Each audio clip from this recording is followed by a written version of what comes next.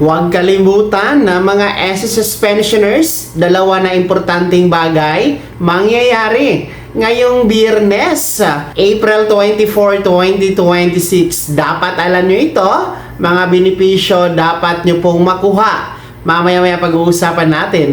Hello mga ka-vlogs! Welcome dito sa aking YouTube channel. Magandang araw po sa lahat ng mga manonood. Saan po kayong dapat sa mundo? Kumusta mga ka-vlogs? Yes, eto po ngayong Biyernes na, April 24, 2026. Dalawa na mahalagang bagay. Importante ito na mangyayari dahil mga benepisyo makukuha nyo. Well, ito po ang magaganap na 4th episode ng ESS Eskwela Webinar, kung saan gaganapin nga po ngayong Biyernes yan mga ka-vlogs. No? So, nasa 4th episode na tayo.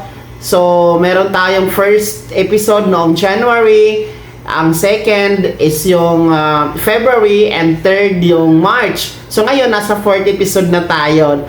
And interesting po ang topic na ito na i-discuss during this 4th episode, no? Dahil dalawa po na benepisyo ang pag-uusapan dito. Una ay ang may kinalaman sa retirement pension. So, para po sa mga miyembro na gusto pong malaman kung ano po ang basihan o criteria para sa retirement pension, paano ang process, paano ang requirements, at paano ang computation sa retirement pension. Well, maganda ang topic na ito, lalong-lalo pa sa mga magpe-pension na, yung mga malapit na mag 60 years old at kompleto na ang 120 months contribution. So, yun po yung kasing basihan, no, para mag-apply sa retirement pension. Well, anyway, titingnan natin baka mayroong mga latest update, may pagbabago at may mga karagdagan na proseso at dokumento,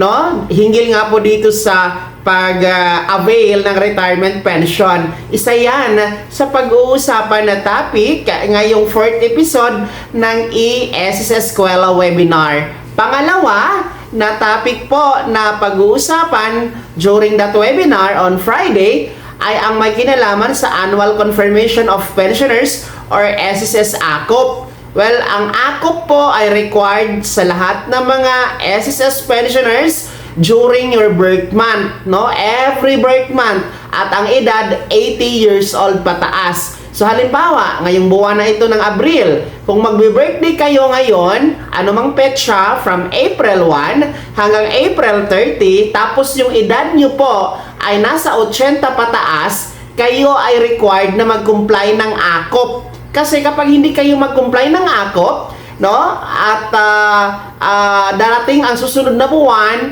no, Mayo or June, mapuputol ang inyong pensyon. Baka wala kayong matanggap na pensyon mga ka-vlogs. So, yan yung penalty, yan yung consequence sa pag hindi mag-comply ng ACOP. Ayon po yan sa Circular Number 2023-013 ni SSS, yung may subject na Revised Guidelines for Annual Confirmation of Pensioners or SSS ACOP Program. Kaya nga po revise yung subject kasi dati lahat po ng mga pensionado ay required magpa-ACOP. Walang pinipili na edad.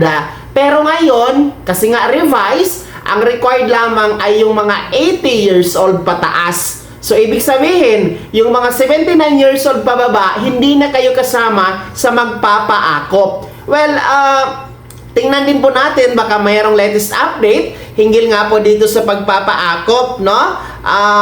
Isa yan sa pag-uusapan ngayong darating na Biyernes, no? April 24, mga ka-vlog. So, daluhan nyo po. Well, anyway, libre po ito. Walang bayad. Ito po ay online lamang via Microsoft Teams. So, kahit nasa abroad kayo, nasa bahay, nasa negosyo, nasa biyahe, you can join. Kasi nga, online lamang ito, mga ka-vlogs. Sa mga interesado po, dahil libre ito, no? Scan nyo lamang po ang QR code na nasa screen ninyo para ma-register kayo online at mapasama sa attendees on Friday, mga ka-vlogs. Yan po ay magsisimula alas 8:30 ng umaga hanggang alas 12 ng tanghali. So, nasa mahigit 3 oras lang yan. Of course, busog tayo sa kaalaman para sa mga benepisyo na meron po sa pagiging miyembro pensyonado at benepisyaryo sa SSS. So, huwag kalimutan ha, ang 4th episode ng SSS or ng e-SSS Kuala webinar. Ngayong Biyernes na yan, April 24, 2026, dalawang importanteng bagay mangyayari, dalawang importanteng benepisyo, malalaman at makukuha. Kaya naman, mga pensyonado, mga miyembro ng SSS, ano po yung comment at reaction sa balitang ito?